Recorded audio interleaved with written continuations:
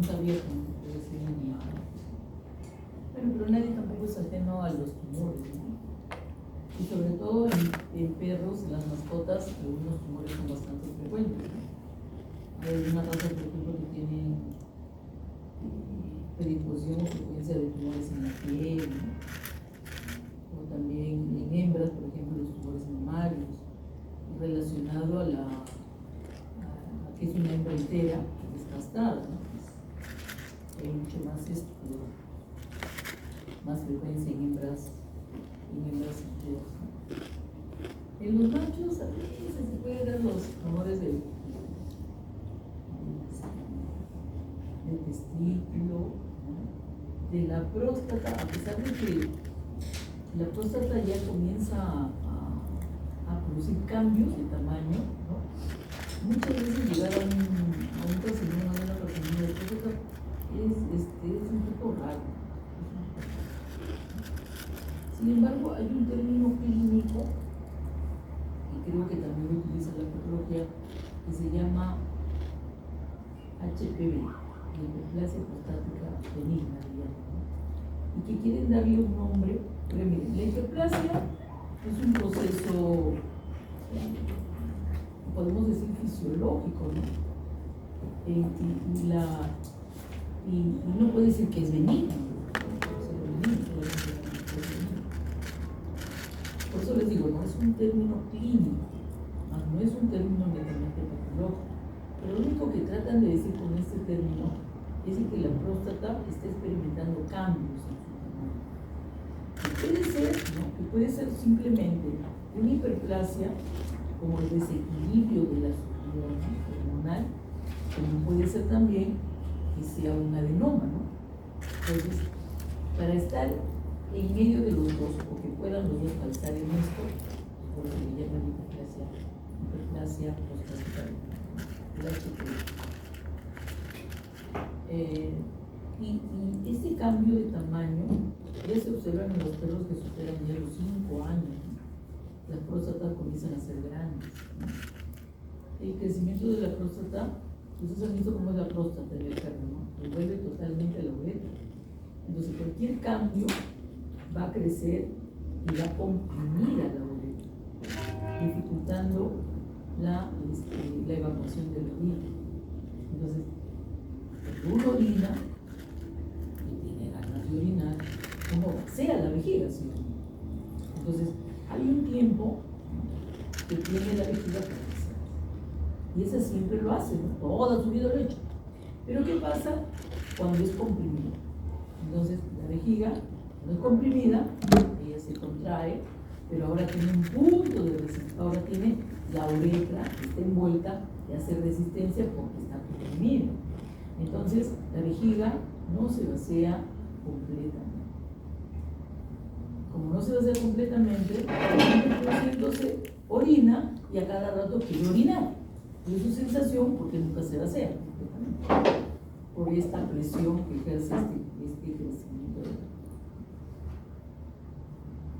Pero sin embargo, si esto se da progresivamente y paulatinamente, puede permitir que la vejiga responda a esta demanda de trabajo, a esta resistencia, y se puede hipertrofiar.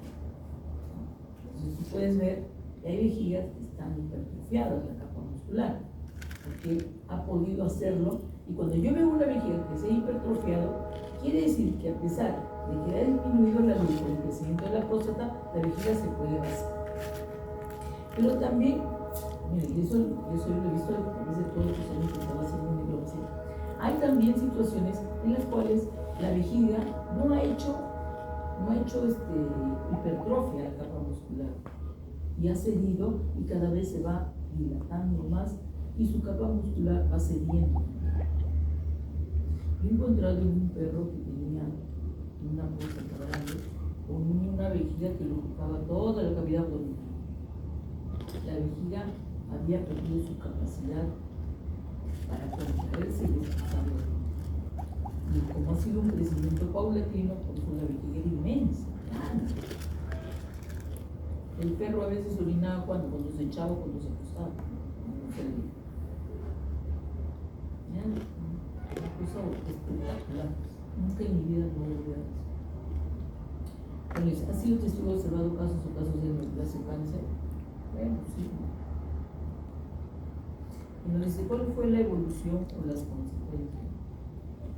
Bueno, la evolución, tratándose de tumores benignos, una de las formas de tratamiento es la extracción quirúrgica, ¿sí? ¿Y por qué? Porque los tumores benignos tienen características, ¿no? Características morfológicas que hacen posible la extracción y de que ésta nunca más ya vuelva a crecer. ¿Y por qué? Porque tiene una cápsula que lo delimita, ¿no? Todos los tumores benignos, o la mayoría de ellos, tienen una cápsula que lo delimita. Y eso, ¿no? Y eso es una ventaja para poder extraer totalmente al tumor. Sin embargo, los tumores malignos no. Los tumores malignos no tienen una delimitación, no se puede saber hasta dónde ha llegado, porque los tumores malignos, dentro de sus características, es que son invasivos, grandes, destruyen el tejido bueno y ellos crecen. Y que en este afán de invasión y de infiltración también pueden llegar a lesionar otros órganos, sobre todo cuando se hace la metástasis. Por eso, chicos, la metástasis es la característica distintiva de una neoplasia benigna. Si tú sabes que ya hay metástasis, no hay duda de que ese tumor que está ahí es maligno. No hay duda.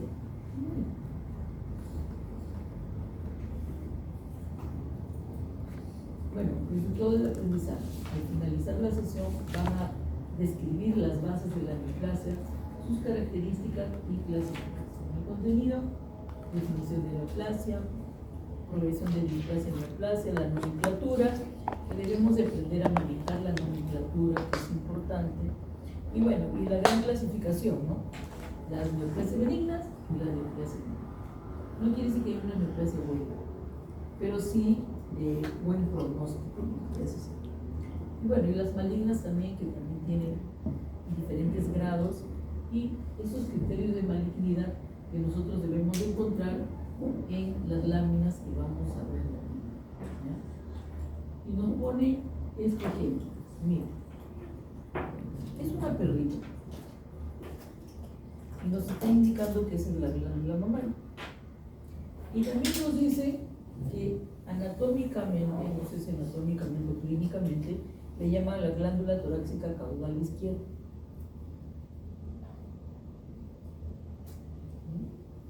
Entonces, esta forma dice, pucha, nunca me han enseñado eso. Pero bueno, esto viene con esto, ¿no? Los primeros pares son los torácica craneal, los segundos son los torácica caudal, la tercera abdominal craneal, la cuarta abdominal caudal y quinta la interna, ¿no? Alguien me dijo, profesora, yo conozco una perrita que tiene hasta 6 pares. ¿Es posible?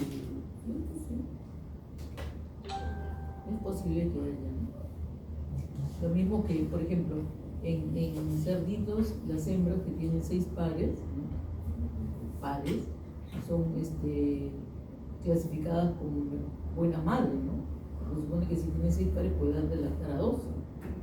Se es prolija. Sí. Bueno, en perros no hay esto, ¿no? Aunque los criadores supongo que se fijarán en esas cosas. Bueno, entonces esa es la ubicación, esa es la denominación de cada uno de los pares, que generalmente son 5, y esos son los nombres, ¿no? Y ahí tratan de describir esa masa que hemos visto, que hablan que se ve que es una masa sólida. Generalmente los tumores mamarios siempre son redondos, ¿no? Algunos un poco deformes, pero siempre se toma el diámetro. Pero si en este caso no fuera así, redondo, pues tomarías el largo, el ancho, etc. Claro, ubicado debajo de la piel, corresponde a la glándula mamaria torácica izquierda, y la consistencia, ¿no? Ahí tendríamos que palpar qué consistencia tiene. Los tumores mamarios tienen diferentes consistencias, algunos que son duros. ¿Se acuerdan del tumor mamario mixto por metaplasia? Son duros, ¿no? Totalmente duros, compactos. Móvil o fijo también es una característica muy importante, porque si es móvil significa que todavía no ha penetrado a planos más profundos. Si es fijo, es muy posible que ya haya penetrado y llegado hasta el músculo, y no le permite el movimiento. Algunos tumores mamarios pueden estar con úlceras, con sangrado, pero aquí no. Y el tiempo de crecimiento, es difícil poder determinar un tiempo de crecimiento real, ¿no? Porque el tutor o el dueño, como le dicen así, el tutor o el dueño del animal, él va a hablar del momento en que él se dio cuenta, ¿no?, de este crecimiento tumoral. Pero eso no significa que sea el momento que se ha iniciado o que se ha podido ver ya. Bueno, nos dicen también que es más común que las neoplasias se presenten en el cuarto, o sea, en el penúltimo y último par de glándulas, ¿no? ¿Y por qué es más común? Esto que es común en esas glándulas, tanto la abdominal caudal como la inguinal, son las mamas que más cargan de leche, que más cantidad de leche producen. Puede ser que esta función, ¿no?, o que este descargue, ¿no?, constante y producción elevada de leche de esas mamas tengan que ver con la aparición de los tumores en esos pares de mama. Bueno, ¿qué significa neoplasia? Si nosotros lo tomamos literalmente, sabemos que neoplasia es neo significa nuevo y plasia significa tejido. Es un tejido nuevo, pero es un tejido nuevo que tiene características muy propias. ¿Cuál es esa? Que es un crecimiento progresivo e incontrolado. Nadie lo controla. Yo por eso digo que nunca debemos de mezclar hiperplasia o neoplasia. La hiperplasia es un evento fisiológico, ¿no?, que se puede requerir bajo ciertas circunstancias. Hay estímulos para eso, ¿no?, pero esos estímulos de crecimiento y proliferación son controlados y regulados. En cambio, una neoplasia no existe. Crece. Así sea neoplasia benigna o maligna, las neoplasias son así, una a menor velocidad y otra a mayor velocidad, que tiene o que determina que las benignas a menor velocidad y las malignas a mayor velocidad. Bueno, es un crecimiento incontrolado y anormal de células, ¿no?, y este crecimiento anormal, el resultado se denomina neoplasma o también tumor. Acuérdense que la palabra tumor apareció en los signos cardinales de la inflamación, ¿sí?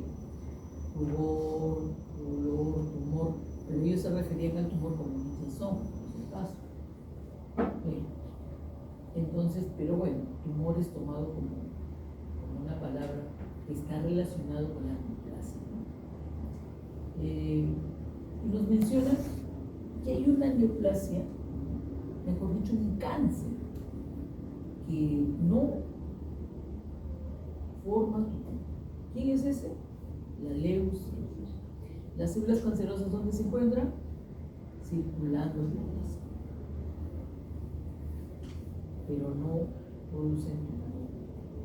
Ahora, a la neoplasia maligna también se utiliza el término cáncer, o se utiliza la palabra cáncer, ¿no? Entonces, cuando se habla de cáncer, nosotros ya sabemos de que estamos hablando de que se está hablando de una neoplasia de tipo maligno.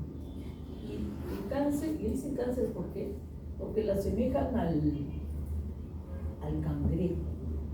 Y el cangrejo con sus patas se agarra y no sale para nada. Pero yo también agregaría algo, ¿no? Que estas patas que tiene el cangrejo también son la conducta que tienen las neoplasias malignas. ¿Cuál es? La invasión y la infiltración. Y además también no tiene límites precisos. Según lo que siempre hacen los cirujanos oncólogos, o los oncólogos cirujanos, cuando se trata de tumor, pues no solamente tratan de sacar donde ven el crecimiento tumoral, sino que le dan un margen de algunos centímetros más. tratando de atacar por todos los lados, ¿no? Les dan un sentido fatal, tratando de alcanzar esa invasión que ha hecho el tumor, pero nadie garantiza de que lo estamos extrayendo todo. Por eso, el que examina el tumor, el patólogo, tiene que tomar muestras de los contornos para ver si las células están presentes en esos bordes. Si las células tumorales han llegado hasta el borde, es muy posible que vuelva a crecer en el paciente. A eso se le llama recurrencia, ¿ya? El crecimiento del tumor después de haber sido extirpado quirúrgicamente.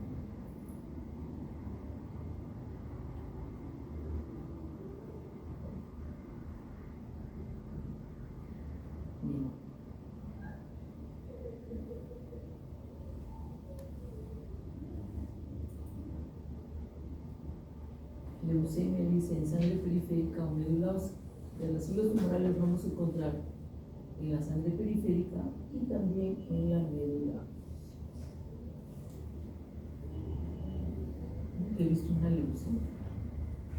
Bueno, nunca he visto, o sea, la sangre de la leucemia, verlo en la médula ósea.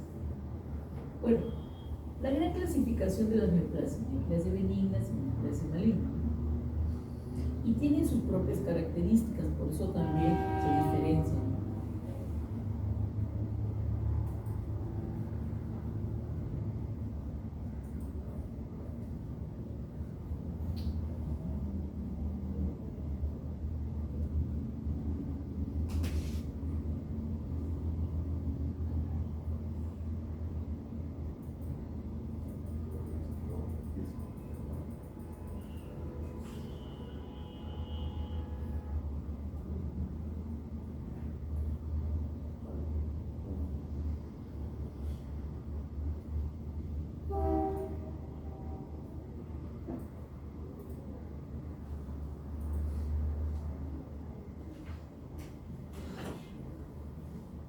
Las neoplasias benignas en términos generales crecen más lentamente, claro.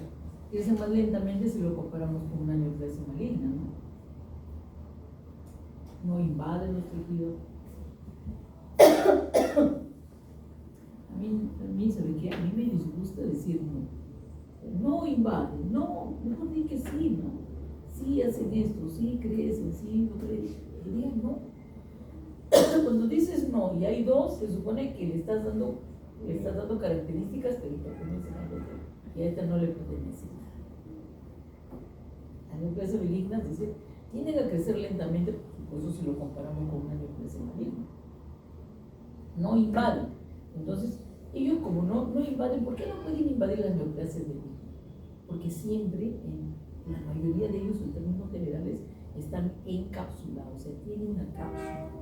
Entonces, si tienes una cápsula, es imposible que pueda invadir, ¿sí o no? Pero crece o no crece. Y si crece, solamente produce, ¿no?, atrofia por compresión de las células o los tejidos que están cercanos a ella, nada más. Entonces, todo, podemos decir, las consecuencias que puede traer cuando está creciendo, solo lo hace por compresión, cuando está creciendo. Y bueno, cuando dicen no invade, porque la neoplasia maligna sí invade, no se extiende por todo el cuerpo, que quiere decir que la neoplasia maligna sí se extiende por todo el cuerpo, ¿no? En cambio dicen que las malignas son impredecibles, ¿no? Crecen a distintas velocidades, por supuesto, porque hay neoplasias malignas que son muy agresivas y están en relación a sus características celulares y a su velocidad de crecimiento. Todas invaden, todas las malignas invaden, todas se infiltran. Miren, cuando decimos invasión, no quiere decir, oye, permiso, voy a crecer por acá, ¿no? Te invade, o sea, agarra, destruye y crece. Claro, pero si invade, si destruye, necesariamente el tejido va a reaccionar, ¿no? ¿Sí o no? ¿Cómo reacciona cuando es agredido el tejido?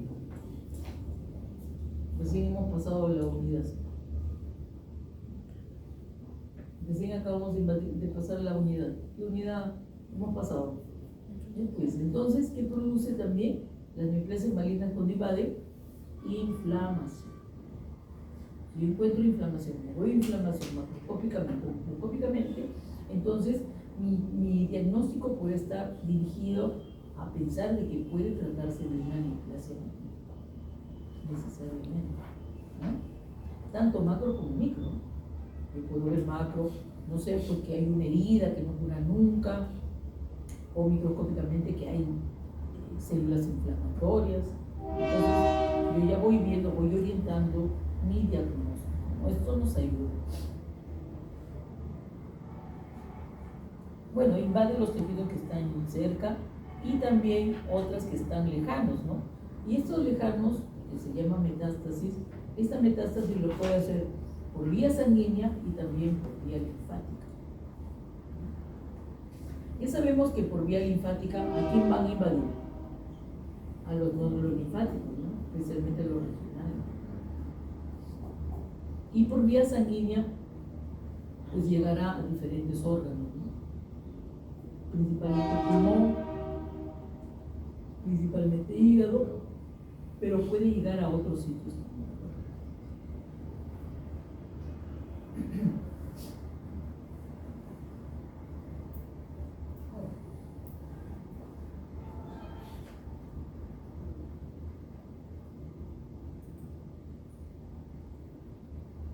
Dice aproximadamente 1 de cada 4 perros va a desarrollar una neoplasia en algún momento de su vida. Casi la mitad de los perros mayores de 10 años pueden desarrollar cáncer. Bueno, la primera sí debe estar dentro de las estadísticas, ¿no? Y la segunda, creo que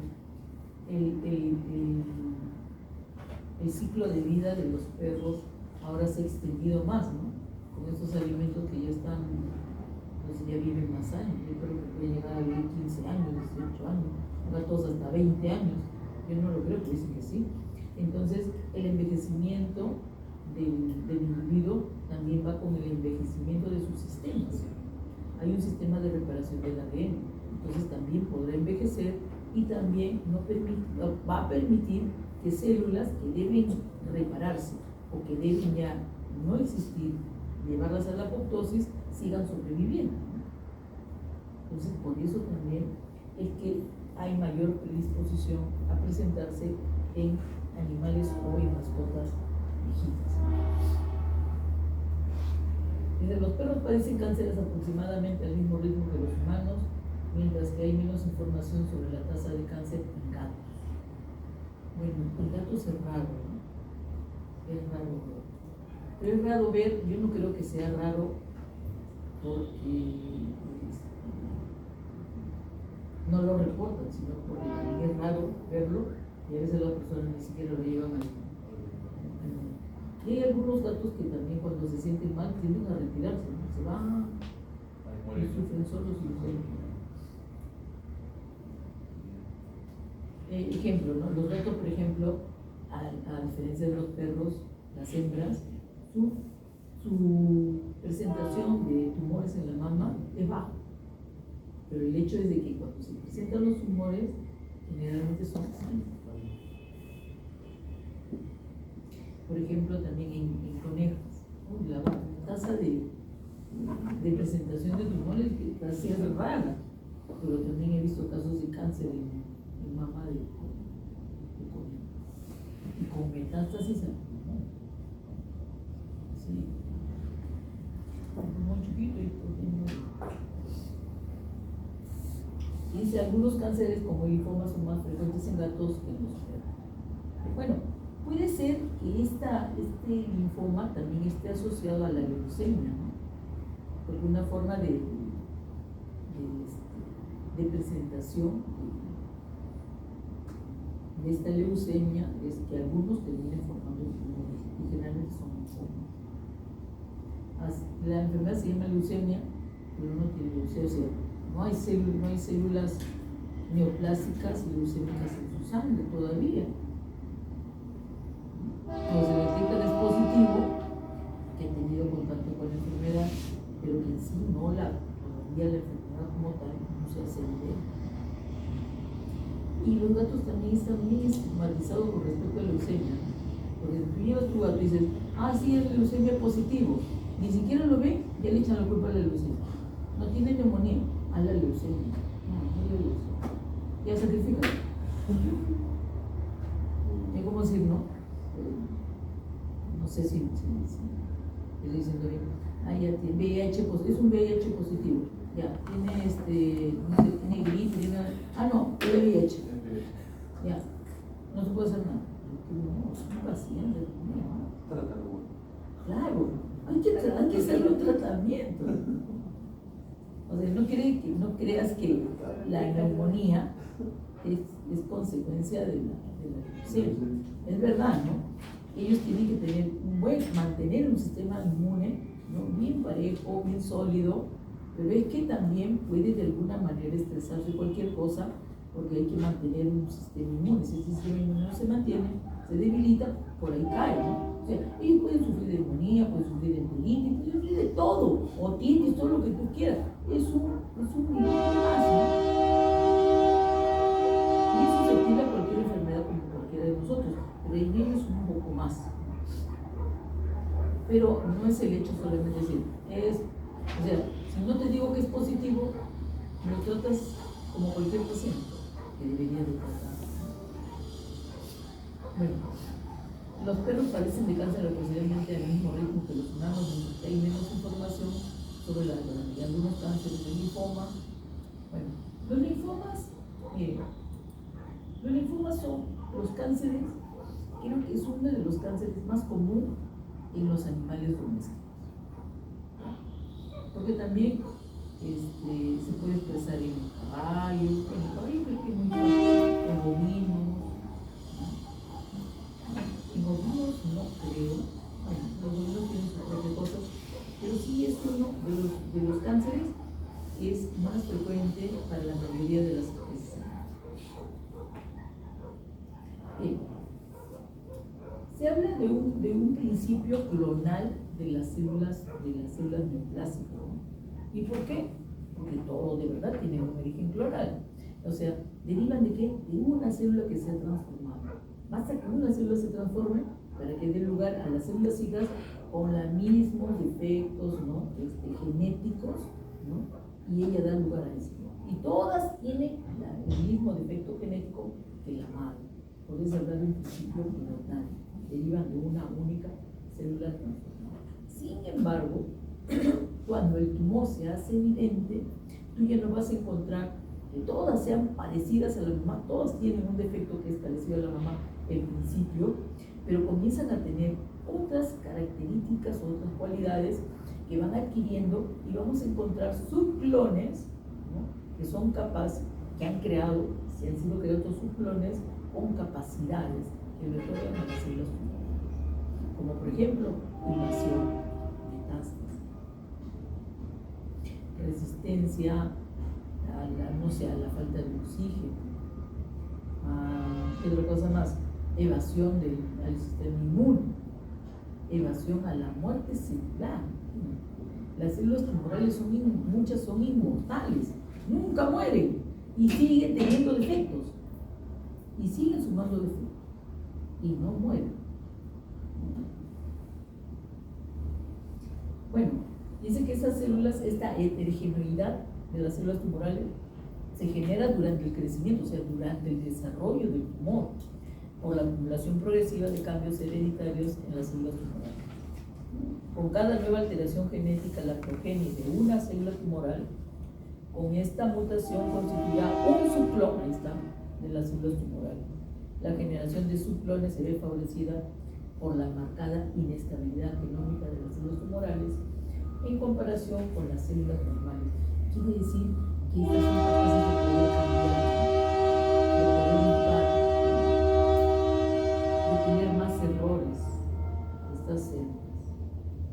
Y bueno, acá hay un dibujito que nos dicen, eso es lo normal. Y aquí viene probablemente que ellos les denominan los cambios preneoplásicos. Y miren a quiénes implican en los cambios preneoplásicos. Dice la hipertrofia. Yo creo que la hipertrofia, no la sacaría la hipertrofia. La hiperplasia sí, porque la hiperplasia es el incremento en el número de las células. La metaplasia también, porque la metaplasia es un cambio, ¿sí? Un cambio de un epitelio a otro. Y la displasia ni hablar, ¿no? Las displasias son cambios morfológicos, pero que solamente son de algunas células, pero que esto todavía, ¿qué cosa es? Reversible. Pero esto es un paso ¿a qué? Un paso al cáncer. Y vamos a ver que hay muchas, bueno, hasta acá, que hay muchas inflamaciones crónicas que pueden llevarnos también a cáncer. Las irritaciones constantes pueden llevar también a cambios irreversibles que pueden transformar una célula. Por eso, antes de eso, vamos a ver la progresión desde una displasia hasta un cáncer. Pero también vamos a ver casos en los cuales las inflamaciones crónicas pueden llevar a los cánceres y nos dicen cuál es el agente que está implicado en el proceso. Esto lo pone también en Patología Estructural y Funcional de Robbins y Cotra y nos habla la diferenciación, ¿no? Desde cómo es normal, hay una displasia y nos lleva a la transformación de un cáncer, ¿no? Por eso la displasia muchas veces es denominado el precáncer, ¿no? Acá estamos hablando de un epitelio y que esta displasia es reversible, donde solamente vamos a notar cambios morfológicos, ¿no? de algunas células, y que generalmente dicen que esto está implicado, ¿no? como causa la irritación crónica.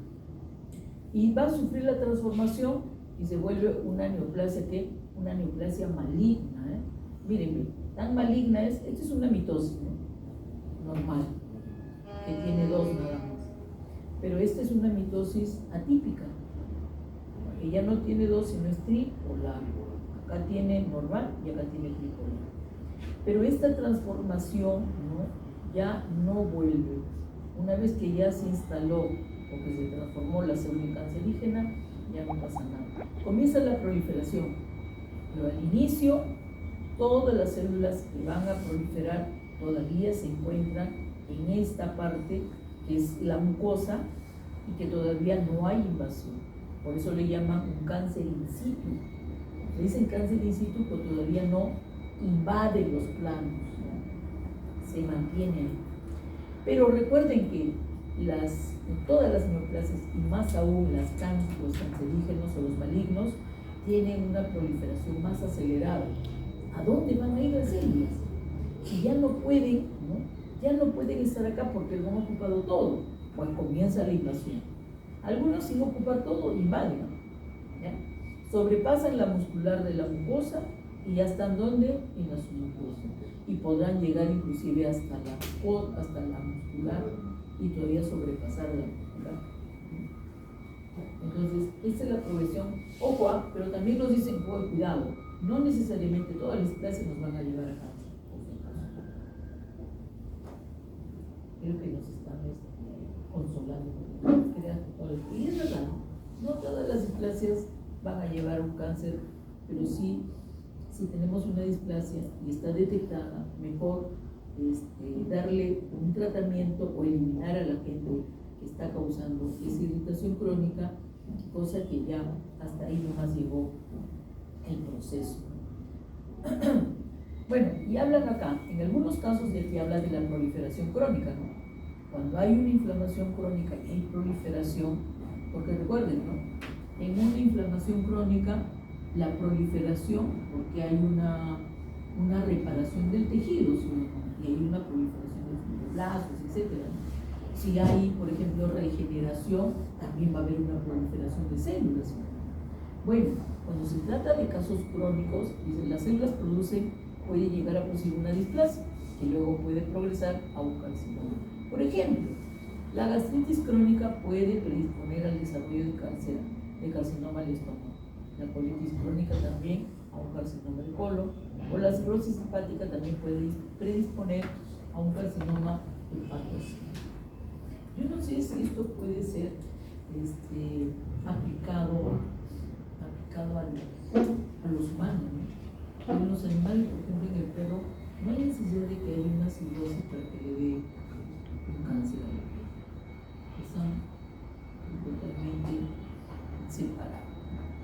Bueno, aquí hay un término que se acuerdan el término de anaplasia. ¿Se acuerdan el término de anaplasia?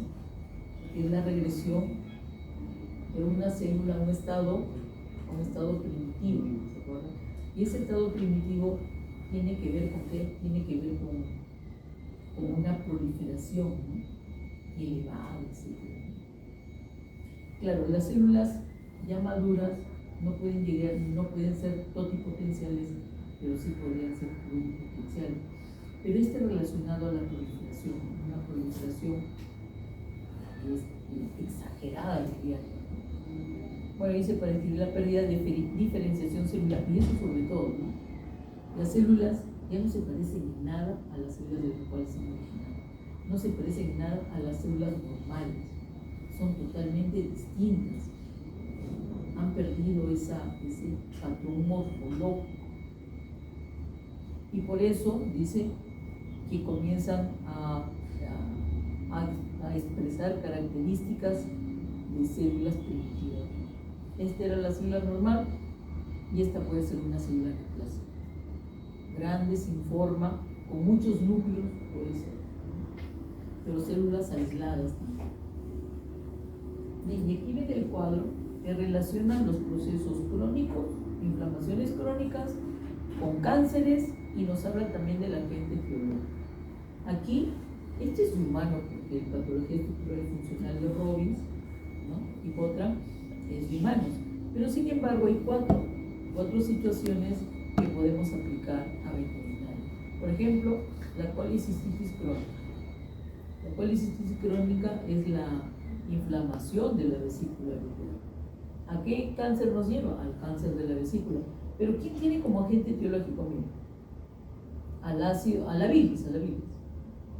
Bacterias que pueden llegar ahí, o los cálculos vesicales que van a obstruir. Chicos, la bilis se almacena solamente momentáneamente hasta que es utilizada, ¿sí? La bilis no se queda por mucho tiempo. El problema es que cuando la bilis se queda por mucho tiempo, ¿qué es lo que va a hacer? Va a irritar a la mucosa de la vesícula.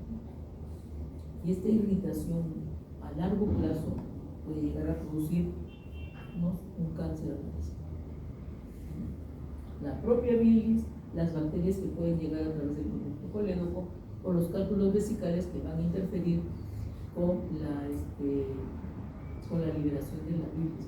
Recuerden que la bilis interviene en la digestión de las grasas, emulsificando la grasa, haciendo ¿qué cosa? Que las gotas grandes se vuelvan bien pequeñitas, cosa que en el intestino estas se puedan absorber en su mínima expresión. El otro es la esofagitis de reflujo o el esófago de Barrett. ¿Se acuerdan de la metaplasia del esófago? Que acá es al revés, ¿no? Que siempre dicen, ¿no? Todo epitelio simple tiene que transformarse en un epitelio escamoso para poder resistir la irritación. Pero resulta que el esófago tiene un epitelio escamoso. Pero acá el agente etiológico es el ácido gástrico. Entonces esto tiene que ver con ¿qué? Con los reflujos, con daño en el esófago. Claro, el cáncer va a ser un carcinoma del esófago y el ácido gástrico. Por eso, en el esófago, cuando hay este reflujo constante, ¿qué es lo que va a hacer el esófago? Va a cambiar su epitelio escamoso a un epitelio simple. Pero este epitelio simple está compuesto por células que producen moco. Células que producen moco para protegerlo del ácido gástrico. El otro es las gastritis. En el caso de las gastritis crónicas, el cáncer asociado a ello es el adenocarcinoma gástrico, y el agente etiológico que es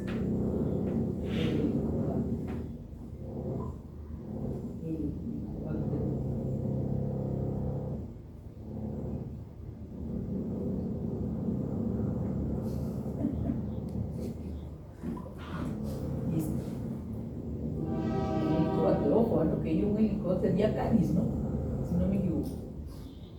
Se hicieron, antes de que digan que hay el canis, se hizo una tesis para ver si se encontraba el Helicobacter en gato, y se encontró. Pero ¿saben qué? Lo que me llamó la atención de este estudio es que los gatos que vivían en su casa, todo, no tenían No lo encontraron, creo que lo encontraron uno nada más, pero fueron varios, a uno creo. Pero donde sí encontraron el Helicobacter fue en los gatos que estaban en los albergues. ¿Por qué?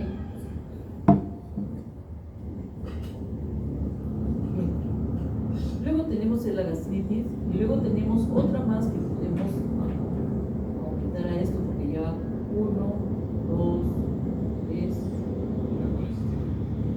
1, 2, 3, esto, la osteomielitis. El carcinoma se llama carcinoma de trayectos fistulosos y que el agente etiológico es una infección bacteriana. Una infección bacteriana que está produciendo lesión a nivel de la médula ósea, que son, recuerden que la médula se tiene que ser plasmada, va a dar lugar a la fase roja y la fase blanca, entonces también puede llegar a producir un carcinoma. El resto, chicos, es de humano, pero te voy diciendo esto también. Esto, las hepatitis crónicas que puede llevar un hepatocarcinoma es transmitido por el virus hepatitis B y el virus hepatitis C. ¿Cómo se transmite esto? Amiga, que no saben. Vía sexual. Así que tengan mucho cuidado. Seguimos. Otra. Cervicitis crónica. Cáncer al cuello uterino. Agente etiológico, virus del papiloma. ¿Cómo se transmite? Transmisión sexual. Dicen que el hombre no lo padecía, pero sí lo transmitía. Pero ahora también ha salido un reporte en el cual también el virus del papiloma humano afecta también, o sea que tampoco no se salva. Pero igual, la que sufre de carcinoma del cuello uterino es la mujer, así que cuídate. Mire, casarse contigo, que se casa. A ver si te quiero. No, quiero un ratito, nada. Bien. Miren, esta es de la autora Gloria Ferreira de la Cuesta, que es una autora colombiana, y que ella habla de una presentación microscópica y formas de los tumores. Pero esta también se aplica a las formas macroscópicas. Miren, estas prolongaciones que le llaman papilares, que son prolongaciones delgaditas, ¿no? Base delgada y también su borde libre también es delgado, se le llama neoplasia papilar, ¿no? Y esta es característica de los papilomas. La mayoría de los papilomas son así. Pero miren que un crecimiento es un crecimiento hacia afuera, ¿no? Y este pedúnculo, que también le llaman tipo peduncular, tiene una base delgadita, pero el borde libre es mucho más ancho. Por eso le llaman pedúnculo. Bueno, el pedúnculo es este, pero le llaman crecimiento peduncular. Esta otra, que también está hacia afuera, tiene una base bastante ancha y proyecciones que no llegan a mucha altura, que le llaman fungoide. Que estas formas, todas estas tres que están viendo ustedes acá, también pueden presentarse los papilomas. O sea, los llamados vulgarmente verrugas, las verrugas. Bueno, que ahora ya sabes que no se dice verrugas, sino se dice papiloma. Olvídate la verruga, se llama papiloma. Y al que no sabe, enseñar. La D nos habla de una neoplasia circunscrita, miren. Circunscrita, o sea, ¿qué quiere decir? Que está delimitada por una cápsula. ¿Y esta es característica de quién es? De una neoplasia benigna, ¿no? Encapsulada. Esta es encapsulada, esta también es encapsulada, esa está más superficial y esta está más profunda, pero aún así está encapsulada. Pero miren esta otra. Esta está creciendo acá, pero miren, perdón, se ha originado acá, pero está creciendo hacia abajo y está produciendo ¿qué cosa? Invasión. ¿Quiénes hacen invasión? Las neoplasias malignas. Y a este le llaman neoplasia infiltrante. Proyecciones que están ingresando a un plano más profundo. Luego tenemos la G, que nos dicen que es una neoplasia en crecimiento, pero un crecimiento quístico, que también es invasivo. Se origina acá en la superficie, pero está invadiendo, pero también tiene crecimientos quísticos. ¿Qué significa crecimientos quísticos?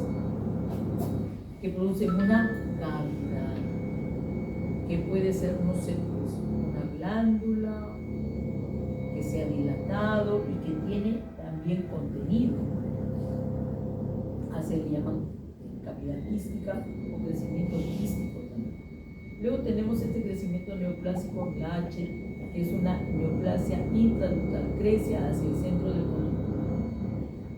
En realidad las neoplasias pueden crecer hacia el centro, pueden crecer hacia afuera, hacia el todo, pero bueno, aquí están tratando de recalcar que esta luz puede haber una interferencia. Y luego está en anillo, que generalmente nos dice que puede ser como por ejemplo en el intestino, que puede estar creciendo, puede tomarse toda esta.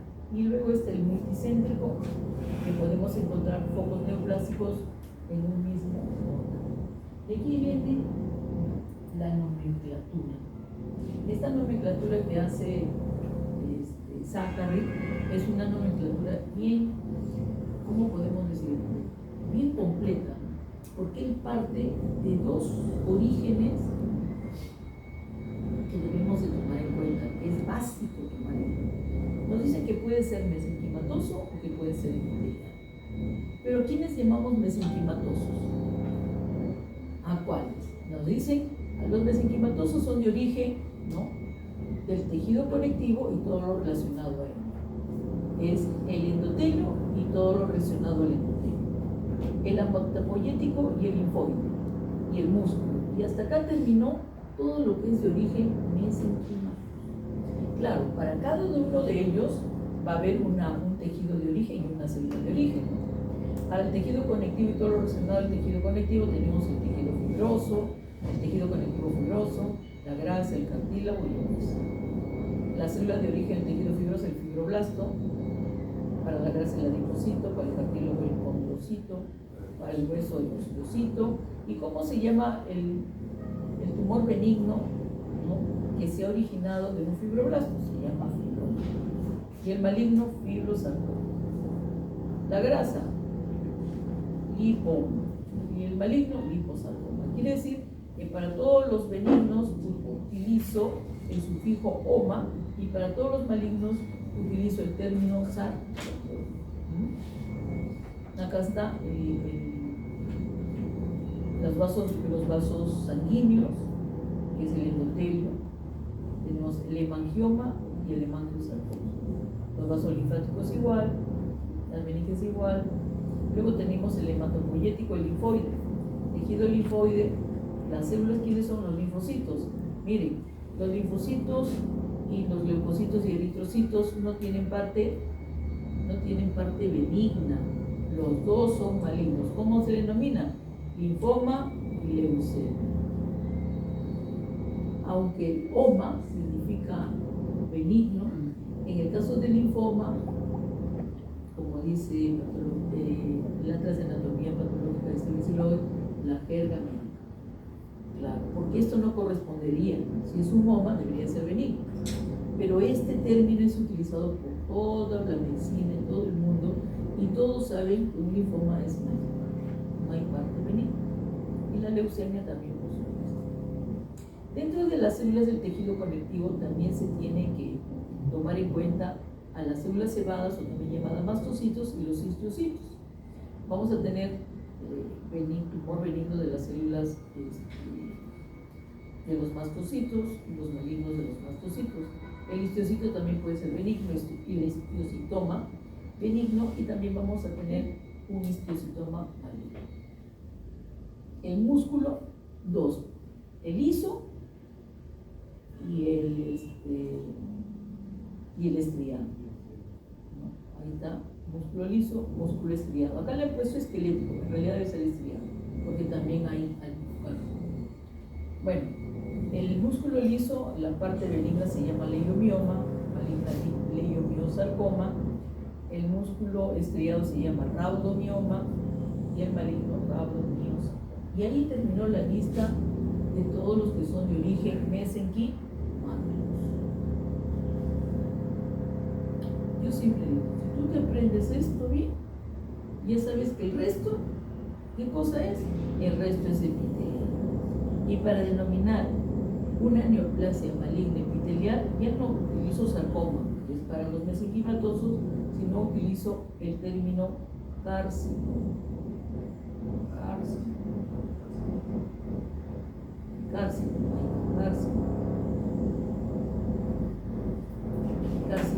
Si estamos hablando de glándula, pues diré adenocarcinoma.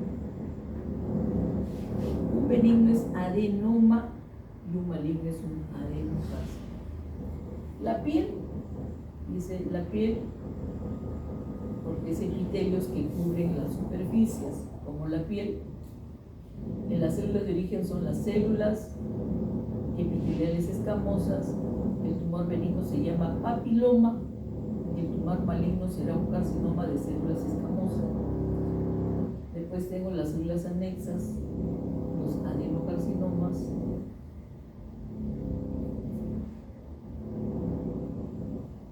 O los carcinomas. Bueno, acá está ya el tracto alimentario superior, inferior, respiratorio igual superior, inferior, y la lista sigue, por supuesto, el epitelial es mucho más grande. Ahí también sigue el epitelial, ahí tiene el tracto urinario, otros, y luego viene el origen epitelial, ¿no? Órganos sólidos de origen epitelial, órganos sólidos de origen epitelial. ¿Quiénes están acá? Las glándulas, el hígado, el riñón, el testículo y el ovario, ¿no? Ahí está, las células de origen, cada una de ellas. Para el hígado, ¿qué pasa? ¿Sí? La lista que puede usted consultar. Luego para el tejido nervioso, para ver las diferencias nada más. Fíjense, cuando se trata de tejido nervioso, la parte benigna casi no hay. Todo es maligno, salvo esto, ¿no? Los nervios, sistema nervioso periférico, las células de Schwann, el schwannoma, benigno supongo, y entonces es maligno. Y luego tenemos acá el otro, que también es el sistema nervioso periférico, la neurona, el ganglio neurona, nada más. Después todo es maligno, absolutamente. Y luego nos hablan de los tumores mixtos. ¿Se acuerdan del tumor mamario mixto? Bueno, acá es considerado un tumor mixto, ¿por qué? Porque por una parte, la parte parenquimatosa, que son las células neoplásicas, pero también el estroma, que se convierte también en otro tejido, ¿no? Que puede ser cartílago, puede ser hueso. Entonces, hay la combinación de dos tejidos que pueden estar presentes en un tumor, por eso le llaman mixto, ¿no? Y aquí es considerado en el testículo y en el ovario unos tumores que se llaman teratomas. Que los teratomas, ¿no? Es el reemplazo tanto del testículo como del ovario, en la aparición de muchos tejidos ahí, que puede ser diente, hueso, tejido neural, piel, cualquier cosa menos ovario testículo. Y en algunos casos también no está involucrado todo el órgano, sino una parte de lo que le llaman los quistes teratogenos.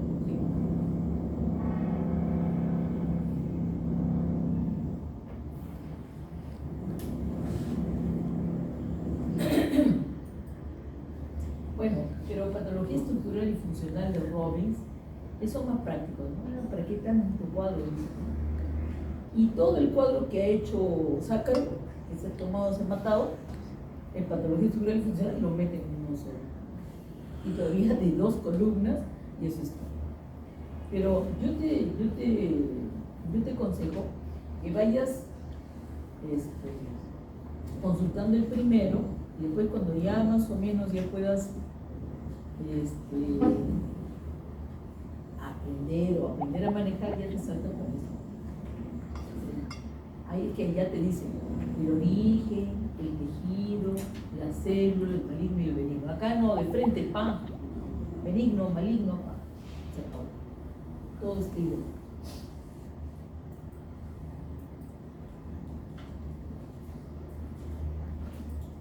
Bueno, ¿qué les parece?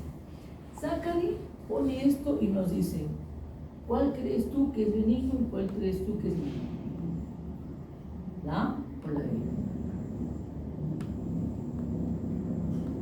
Mire, todavía no hablamos de características microscópicas de maligno o benigno, pero ¿cuál es benigno y cuál es maligno? Pues solamente con ver esto nada más, ¿ah? No quiero nada de teoría, ni nada de que mi papá me abuelito, nada, ni Sácare, ni Robbins, ni nada. ¿Qué dicen ahí? ¿Quién es benigno? ¿La? Entonces, ¿qué han visto ustedes que les dice que puede ser benigno? ¿Ah? ¿Conserva qué?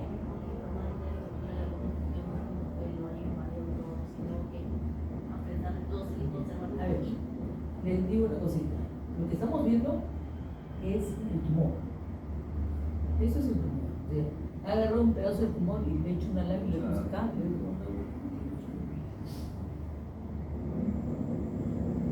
¿Se acuerdan que hablamos de la velocidad de crecimiento? La proliferación. ¿Dónde hay menos células? En la A célula. ¿Y dónde hay más células? En la B. ¿Tiene que ver con crecimiento o no tiene que ver con crecimiento? ¿O no? Sí, ¿no es cierto? La proliferación.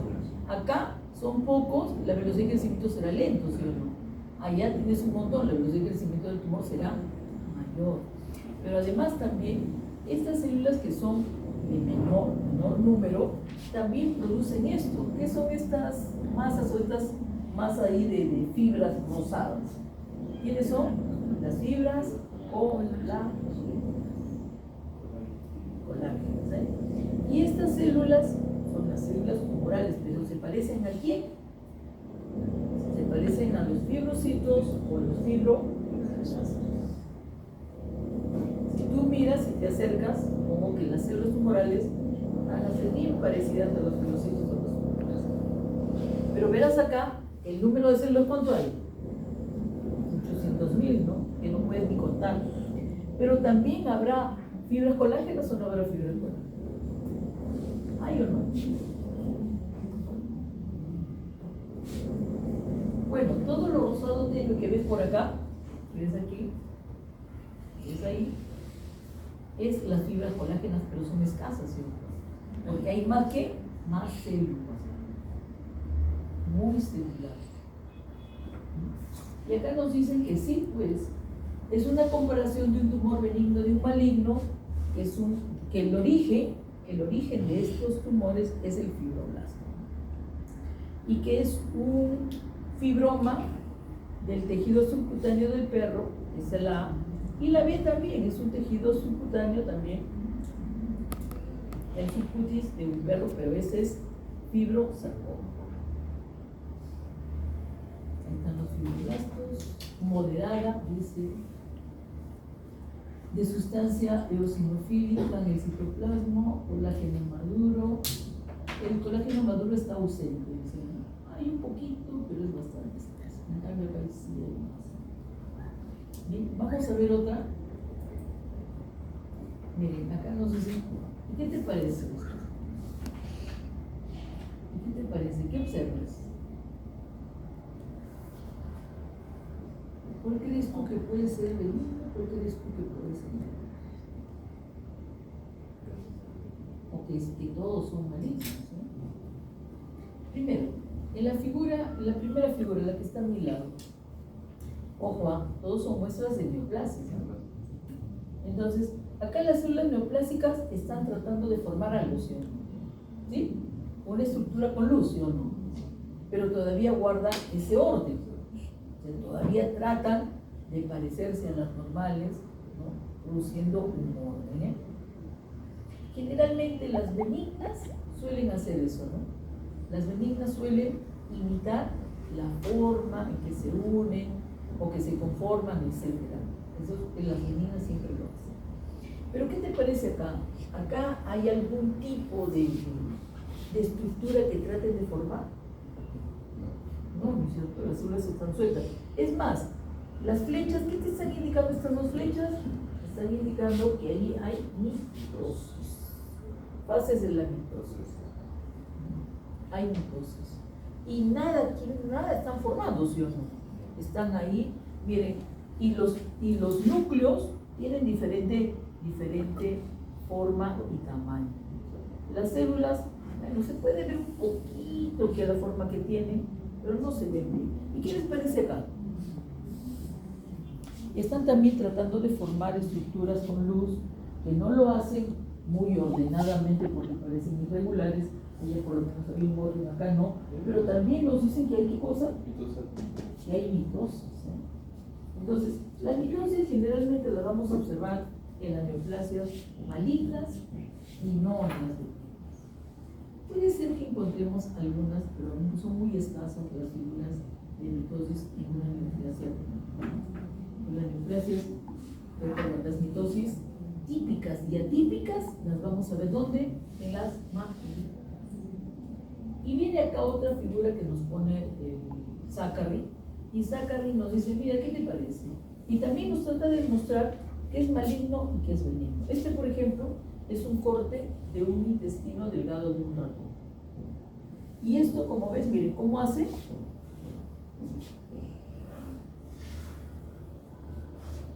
Se proyecta hacia la luz, ¿sí o no? Es un crecimiento que se proyecta hacia la luz. O sea, quiere crecer, pero la única forma que tiene para crecer es hacia la luz. ¿Sí? Él invade acá.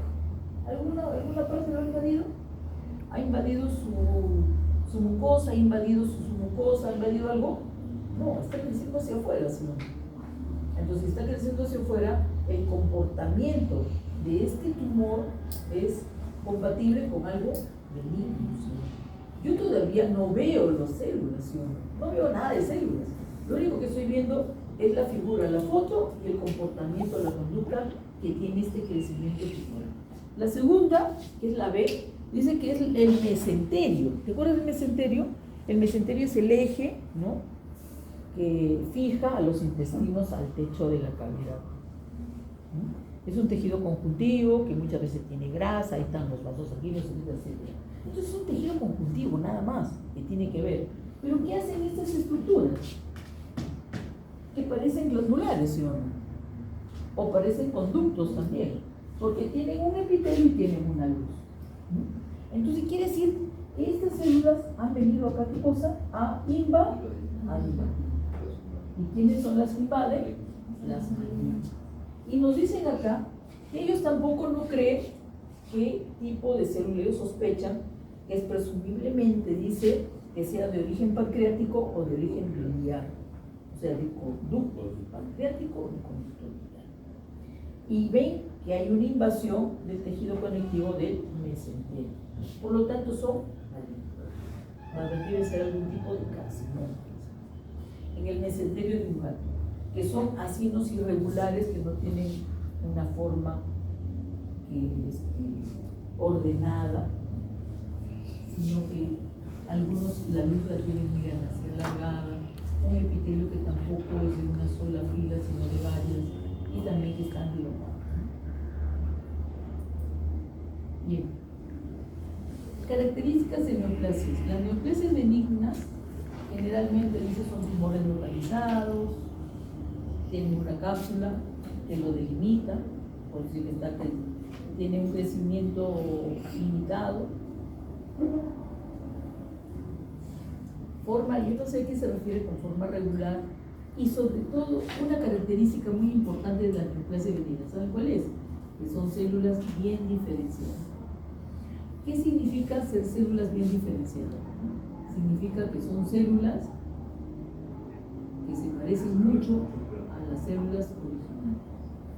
Son igualitas. Bien. Y sigue el no invade, no hace metástasis.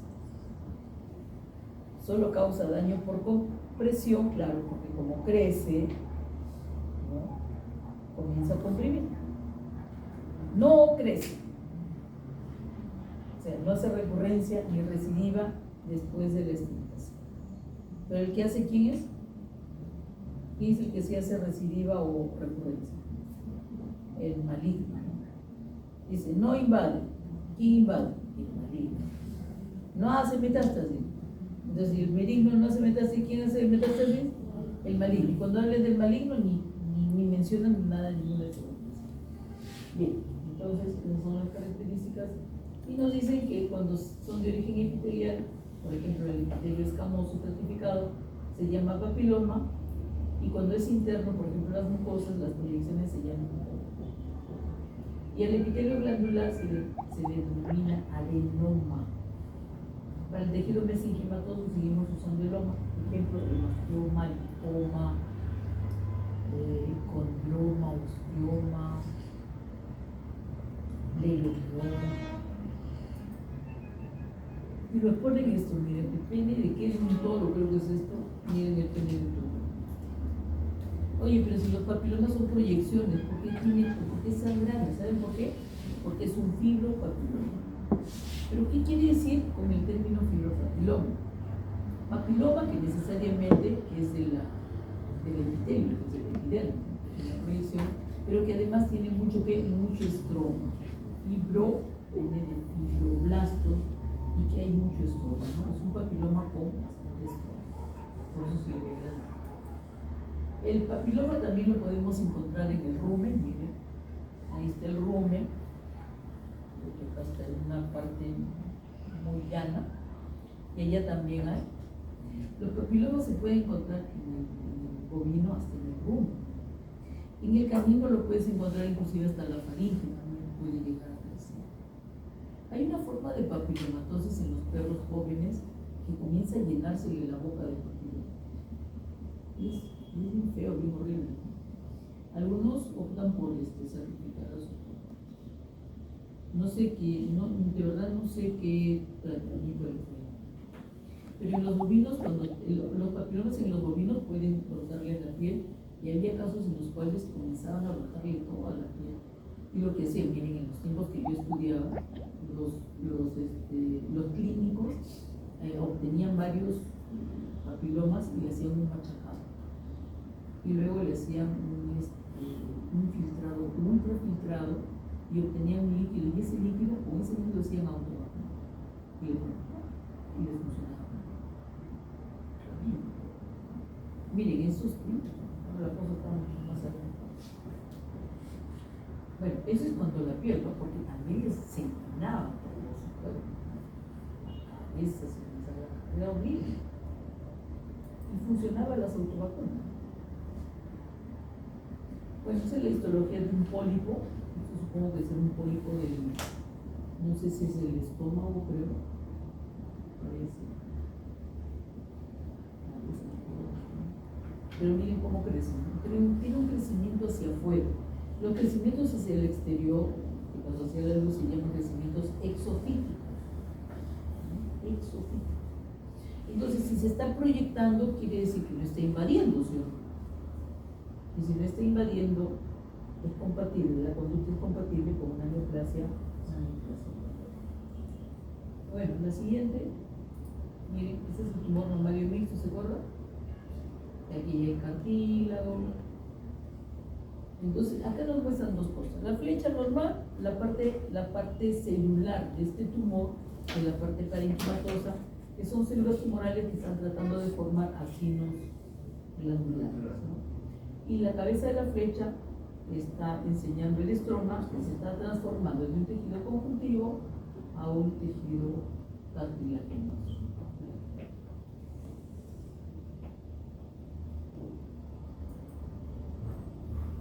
Bueno, la neoplasia maligna te hace sin control, puede invadir tejidos, hacen metástasis. ¿Qué más hacen?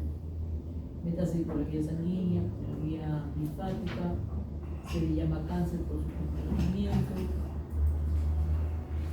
se le llama carcinoma cuando es de origen epitelial, por ejemplo, ¿no? Carcinoma de células escamosas, carcinoma estratificada, adenocarcinoma cuando se trata de glándula. Bueno, y para el tejido mesenquimatoso, lo maligno, utilizamos el término sarcoma. Aquí quería llegar, ¿eh? ¿Cuáles son esos criterios de malignidad? Miren, para los tumores benignos no hay nada escrito con respecto a la microscopía, porque ya sabemos que los tumores malignos son bien diferenciados, o sea, se parecen mucho, a las células normales o que se han originado. Pero sin embargo, a las neoplasias malignas tiene que haber características en común. ¿Cuáles son esas características en común? La pérdida de la poda. O sea, que las células crecen desordenadas. Recuerden que las células tienen una superficie donde se apoyan a la matriz extracelular. Las células pierden eso y por eso las células pueden estar con el núcleo de cabeza, en forma horizontal, en forma vertical, diagonal, etc. Y también hay una superposición de células. A eso se le llama pérdida de la poda. La otra, que creo que es la más frecuente, es la tercera, que la más frecuente es el pleomorfismo. El pleomorfismo significa diferente forma y tamaño, que puede ser de la célula y o también del núcleo. Puedo tener diferentes formas y tamaños celulares como diferentes formas y tamaños nucleares. La hipercromasia también. La hipercromasia significa que el núcleo está bien teñido. ¿Por qué está bien teñido? Porque hay producción de gran cantidad de ADN. Son células que están en mitosis y por eso su núcleo está bien teñido. Luego tenemos las mitosis clásicas o las típicas y atípicas. Las atípicas, por ejemplo, ya nos hablan de un cáncer mucho más agresivo. Los nucleolos son prominentes, muy grandes y pueden ver más de uno. Los bordes, las células tumorales están invadiendo los bordes y eso ya sabemos que implica, ¿no? Que puede volver a crecer en el paciente. Es decir, que se han quedado células en el paciente y que es muy probable que vayan a crecer. Bueno, la metástasis, que no la vamos a ver microscópicamente, pero sí se puede demostrar, ¿no? Es la característica distintiva de una neoplasia, bueno, la afectación mecánica.